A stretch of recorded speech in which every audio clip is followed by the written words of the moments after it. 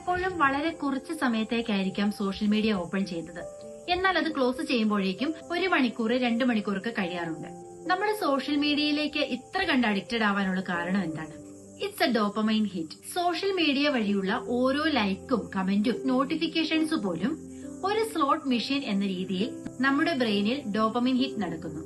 Dopamine എന്നത് ഒരു feel good chemical ആയതുകൊണ്ട് തന്നെ അത് നമ്മെ കൂടുതൽ അഡിക്റ്റഡ് ആക്കാനും കാരണമാവുന്നു. Same time social media design ചെയ്തിരിക്കുന്നത് തന്നെ ഒരു അഡിക്റ്റീവ് നേച്ചറിലാണ്. No ending, no stopping cues, just infinite scrolling. കൂടുതൽ സ്ക്രോൾ ചെയ്യും തോറും ബ്രെയിൻ കൂടുതലായി അതിലേക്ക് ആഗ്രഹിക്കുകയും ഇതൊരു ഹാബിറ്റ് ലൂപ്പ് ക്രിയേറ്റ് ചെയ്യുകയും ചെയ്യുകയാണ്.